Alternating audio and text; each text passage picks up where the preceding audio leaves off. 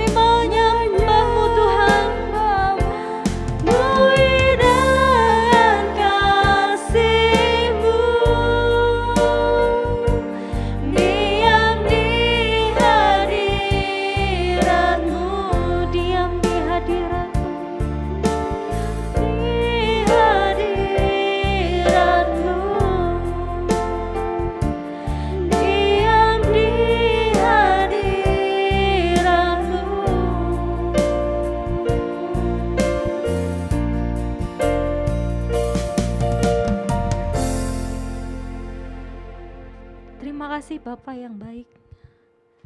Terima kasih untuk kasih-Mu Tuhan yang Kau nyatakan dalam hidup kami. Terima kasih untuk setiap kebaikan-kebaikan-Mu yang kami terima Tuhan. Bapa, kami tahu Tuhan hari-hari yang kami lewati itu gak mudah. Terlebih saat ini kami berada dalam pandemi yang masih ada di sekitar kami Tuhan.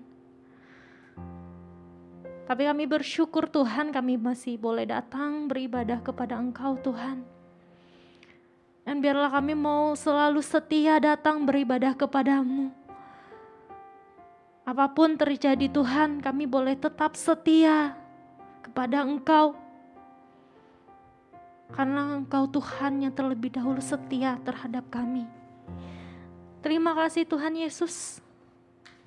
Kami percaya Kau Tuhan yang gak akan pernah tinggalkan kami.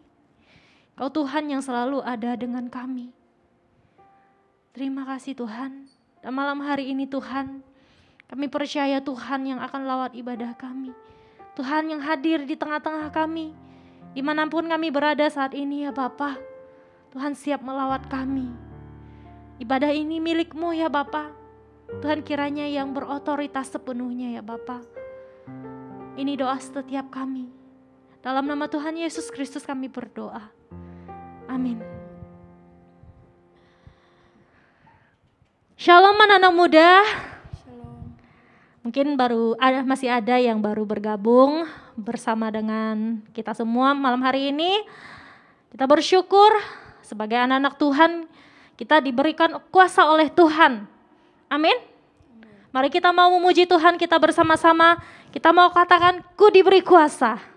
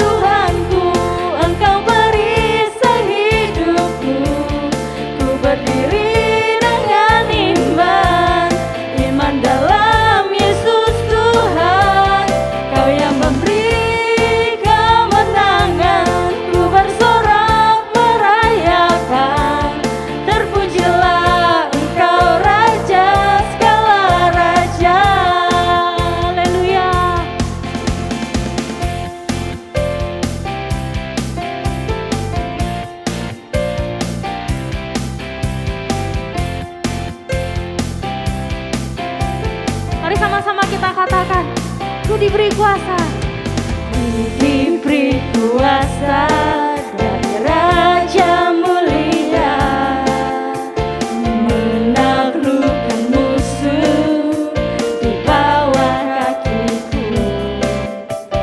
Ku pakai kuasa dari Raja Mulia, bila Allah ada bersamaku, siapa jadi lawanku?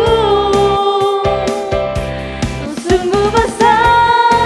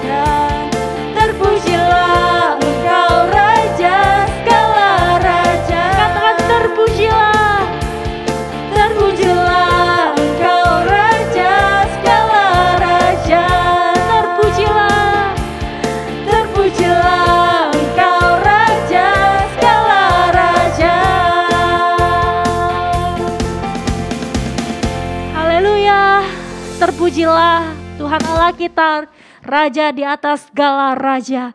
Amin. Mari saat ini kita mau siapkan hati kita mau mendengarkan firman Tuhan.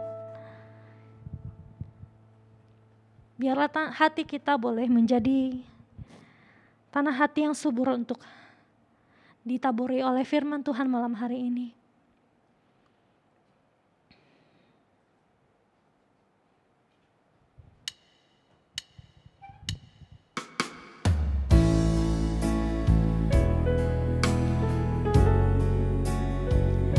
Kami mau rendahkan diri kami di hadapan-Mu Tuhan. Membawa setiap hati kami yang hancur di hadapan-Mu.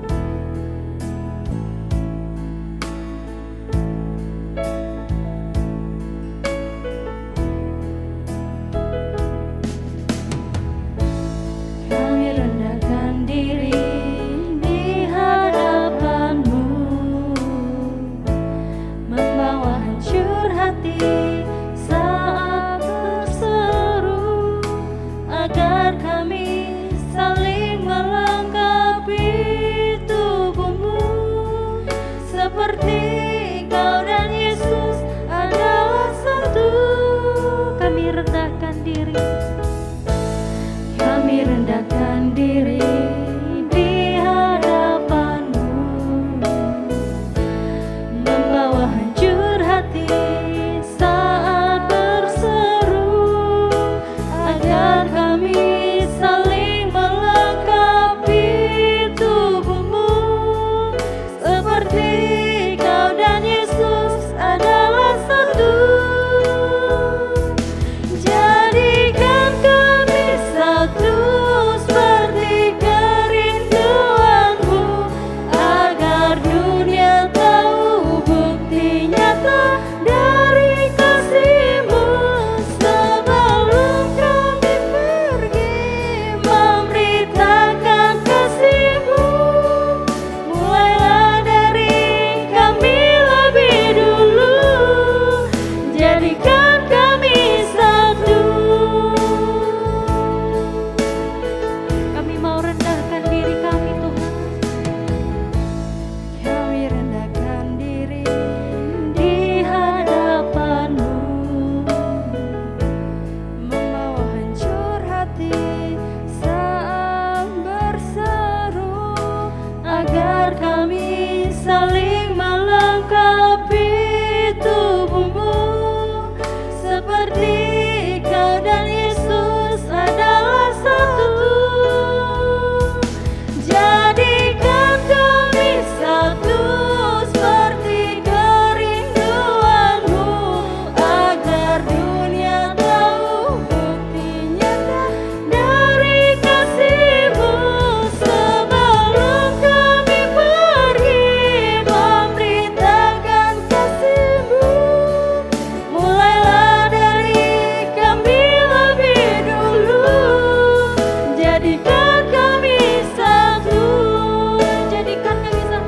Jadikan kami satu seperti kerinduan-Mu, agar dunia tahu bukti nyata dari kasih-Mu. Sebelum kami pergi memberitakan kasih-Mu, mulailah dari kami lebih dulu. Jadikan kami satu. Mulailah dari kami lebih dulu. Jadikan kami satu. Mulailah dari kami lebih dulu. Jadikan kami satu.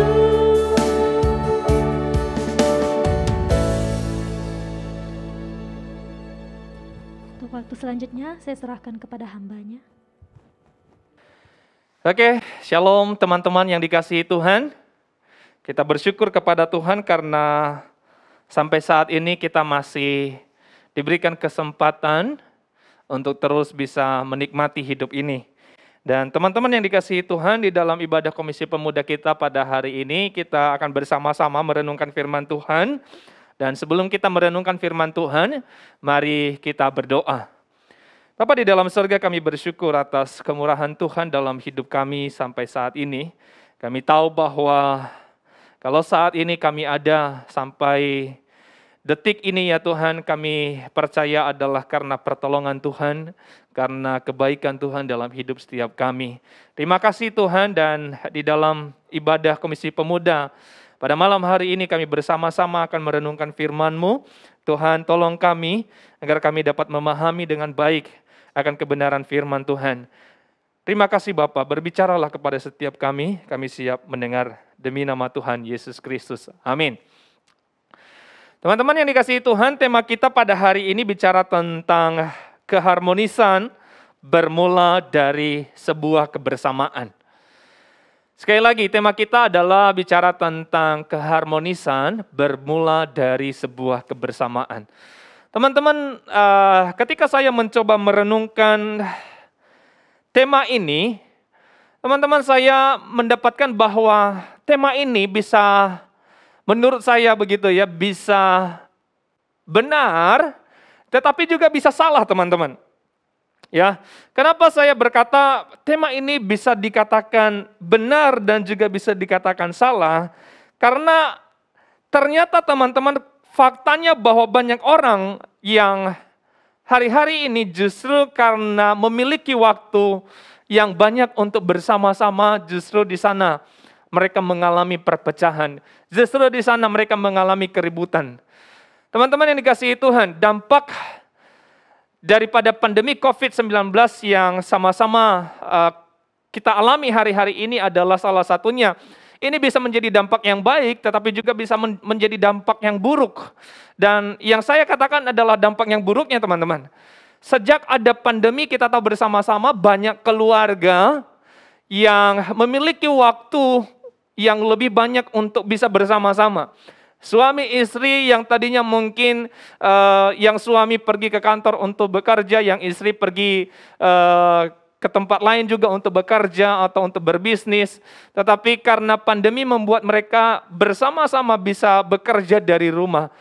Yang harusnya teman-teman mereka itu bisa menikmati sebuah keharmonisan, tetapi justru di sana memberikan perpecahan bagi setiap mereka. Nah teman-teman yang dikasihi Tuhan, dan kita tahu bersama-sama awak media memberitakan bahwa sejak pandemi ini ada begitu banyak suami istri yang bercerai.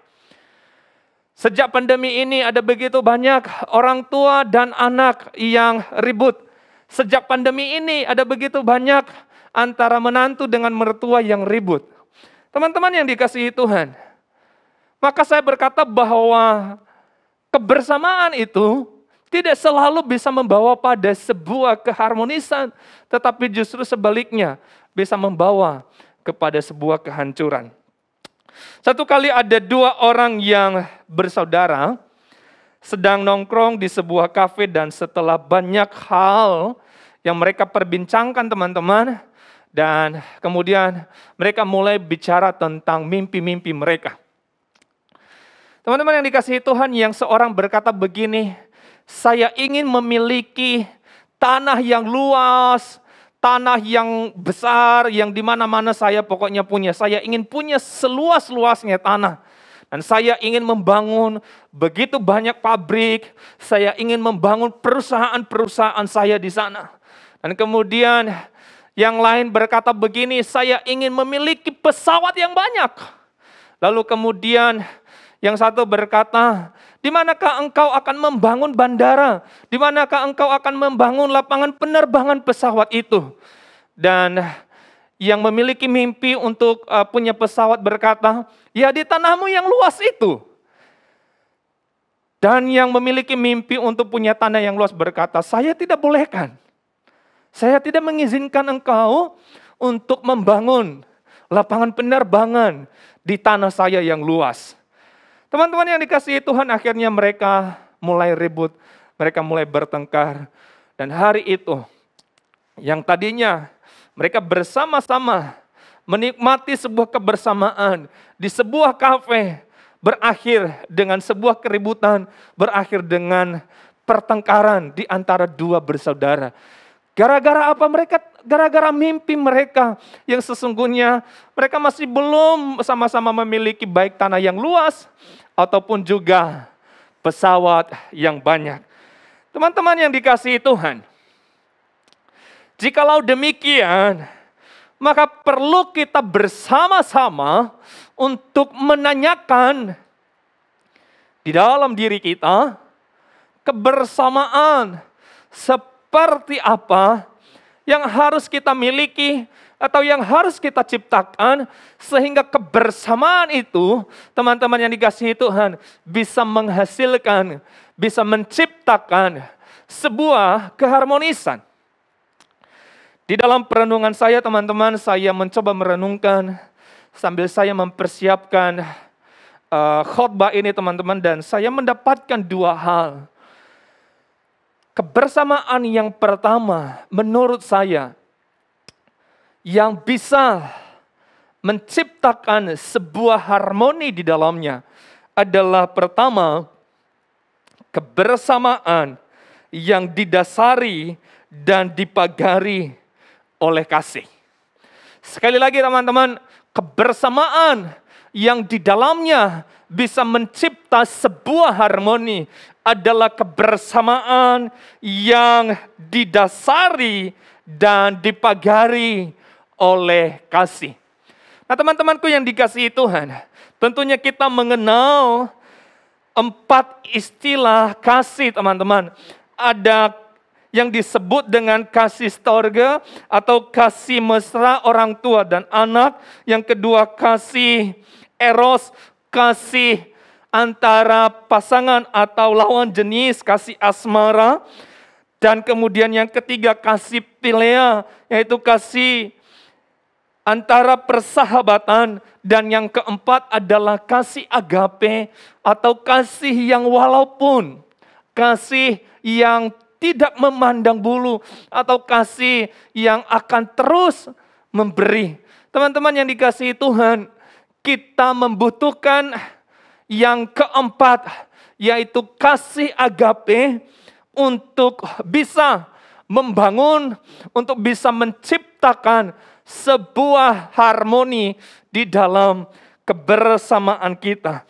Teman-teman yang dikasihi Tuhan, kalau kita tidak memiliki sebuah dasar dan sebuah pagar di dalam kebersamaan di mana di dalamnya kita ada, maka kita akan sulit untuk mencipta atau untuk menghasilkan sebuah harmoni di dalam kebersamaan. Teman-teman yang dikasihi Tuhan, mari kita sejenak mengingat kisah hidupnya Yusuf.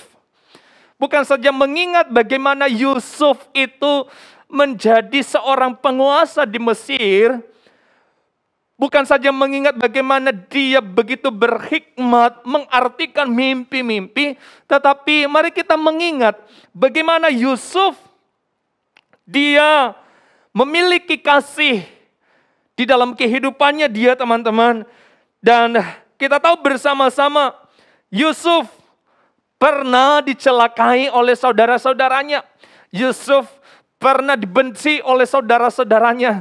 Yusuf pernah dibuang, Yusuf pernah dijual oleh saudara-saudaranya. Dan teman-teman yang dikasihi Tuhan, ketika kita mencoba melihat dan memperhatikan Yusuf, teman-teman, tidak ada sedikit pun di dalam dirinya Yusuf untuk membenci.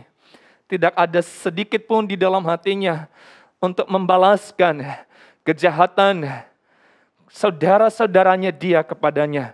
Meskipun Yusuf adalah pada saat itu ketika berjumpa dengan saudara-saudaranya sudah menjadi seorang penguasa di Mesir. Dan dia bebas untuk melakukan, untuk membalaskan dendamnya kepada saudara-saudaranya. Tetapi yang ada adalah pengampunan, yang ada adalah kerukunan. Yusuf berkata di dalam Kejadian 45 ayat yang keempat sampai yang kelima. Kejadian pasal ke-45 ayat 4 sampai yang kelima, demikian bunyi firman Tuhan. Ayat yang keempat, Lalu kata Yusuf kepada saudara-saudaranya itu, marilah dekat-dekat. Maka mendekatlah mereka, katanya lagi, akulah Yusuf saudaramu yang kamu jual ke Mesir. Tetapi sekarang janganlah bersusah hati dan janganlah mencari diri, karena kamu menjual aku ke sini. Sebab untuk memelihara kehidupanlah Allah menyuruh aku mendahului kamu. Nah teman-teman yang dikasihi Tuhan, Rick Warren menulis bahwa kita ini wajib untuk mengasihi. Dan ia menulis beberapa alasannya mengapa kita wajib untuk mengasihi teman-teman. Secara cepat saya akan berikan ke-7 poin itu alasannya. Mengapa kita ini wajib untuk mengasihi teman-teman. Dikatakan alasan yang pertama adalah karena Allah mengasihi setiap kita. Yang kedua, karena Allah memerintahkan setiap kita untuk juga mengasihi. Yang ketiga, karena itu bukti kasih kita kepada Allah. Yang keempat, karena itu menunjukkan kita telah diselamatkan oleh Kristus. Yang kelima, karena kita adalah satu keluarga.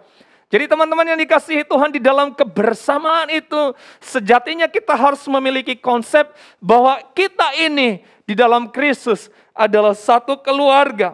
Yang keenam, karena ini adalah latihan untuk sebuah kekekalan. Dan alasan yang ke-7 yang ditulis oleh Rick Warren teman-teman, mengapa kita harus mengasihi? Karena itu kesaksian kita bagi dunia ini. Dan setidaknya di dalam lingkup yang kecil kita menjadi saksi di dalam kelompok kita, di dalam sebuah kebersamaan di mana kita terlibat di dalamnya. Dan teman-teman yang dikasihi Tuhan, inilah kebersamaan yang pertama yang di dalamnya bisa mencipta harmoni teman-teman. Yaitu kebersamaan yang dilandasi dan dipagari oleh kasih, yaitu kasih agape. Yang kedua teman-teman, kebersamaan seperti apa yang harus kita miliki sehingga kebersamaan itu menciptakan sebuah harmoni dan bukan menghasilkan kehancuran. Kebersamaan yang kedua adalah kebersamaan yang memiliki tujuan yang jelas. Dan menurut saya tujuan yang jelas yang harus dimiliki di dalam sebuah kebersamaan itu adalah saling membangun. Teman-teman yang dikasihi Tuhan, seperti teman-teman kita, pengurus-pengurus di Komisi Pemuda berusaha setiap tahunnya untuk lakukan. Pengurus Komisi Pemuda berusaha untuk mengadakan misalkan KP Adventure, kuliner bersama, olahraga bersama, fellowship bersama. Tujuannya teman-teman apa? Tujuannya adalah supaya kita, agar kita dapat saling mengasihi. Agar kita dapat saling membangun, mengenal satu dengan yang lainnya. Teman-teman yang dikasihi Tuhan, coba kita berpikir sejenak.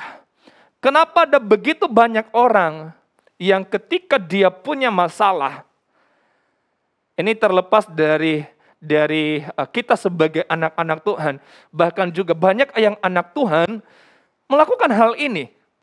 Meskipun dia mengutamakan sahabat sejatinya, meskipun di dalam setiap pergumulannya dia teman-teman, dia mencari Tuhan. Tetapi yang kemudian setelah dia mencari Tuhan, dia juga mencari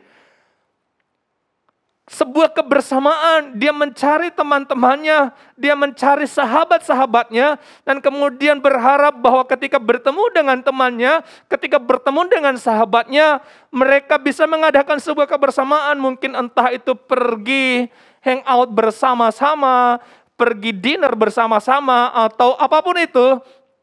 Ketika seseorang punya masalah, dan pergi kepada temannya dan berharap bahwa di dalam kebersamaan yang diadakan, yang dikerjakan oleh teman atau sahabatnya dia bisa sejenak mendapatkan ketenangan, mendapatkan penghiburan. dari masalah-masalah yang sedang dia hadapi.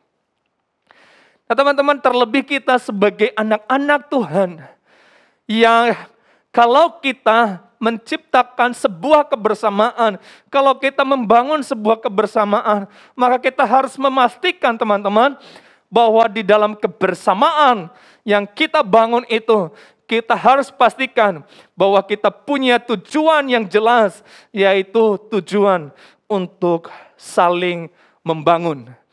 Bukan untuk saling menjatuhkan, bukan untuk saling memanfaatkan, bukan untuk tujuan-tujuan yang lain, tetapi tujuan untuk saling mengasihi. Teman-teman yang dikasihi Tuhan, maka sangat penting di dalam kebersamaan yang kita lakukan itu untuk memiliki kedua hal ini teman-teman. Jangan ada pikiran membangun kebersamaan untuk memanfaatkan orang lain, atau bergabung di dalam komunitas untuk memanfaatkan orang lain, atau ngumpul bersama dengan keluarga untuk memanfaatkan mereka demi kepentingan kita.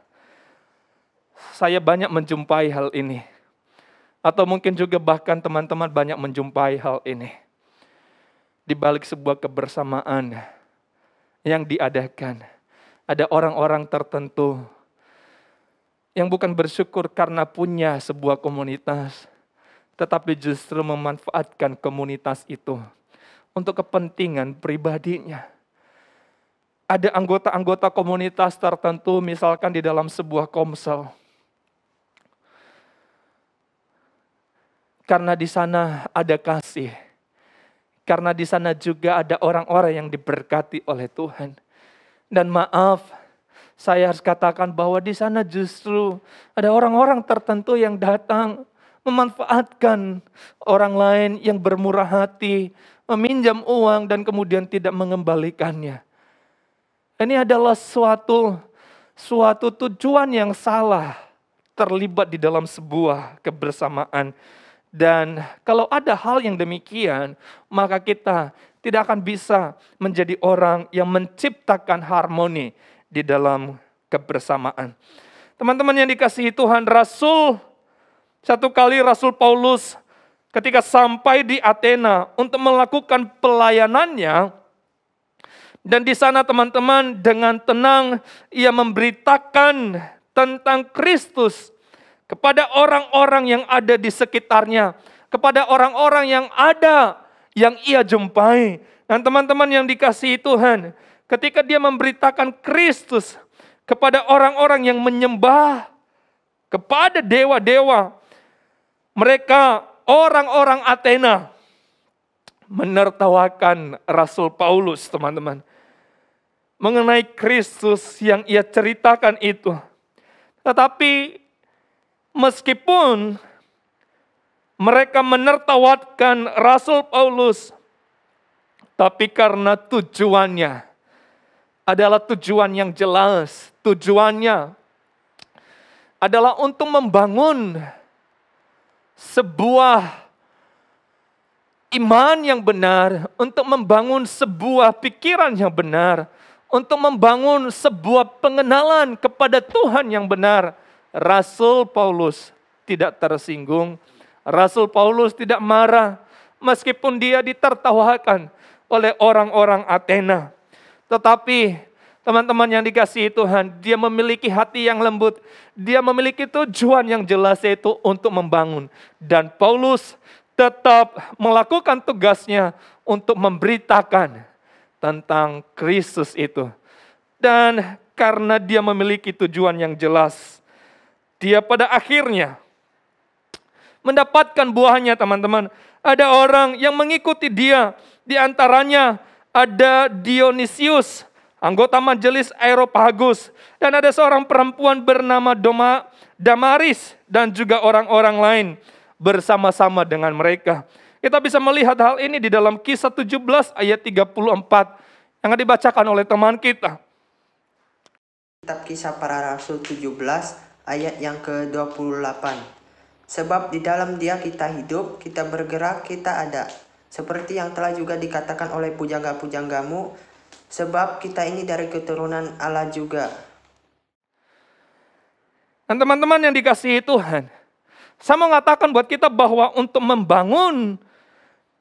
dapat membangun di dalam sebuah kebersamaan, maka kita perlu memiliki kerendahan hati, kelemah lembutan, seperti di dalam 1 Petrus pasal yang ketiga, ayat 8 sampai ayat yang ke-10, yang juga akan dibacakan oleh teman kita. Kitab 1 Petrus 3 ayat 8 sampai ke-10. Kasih dan damai.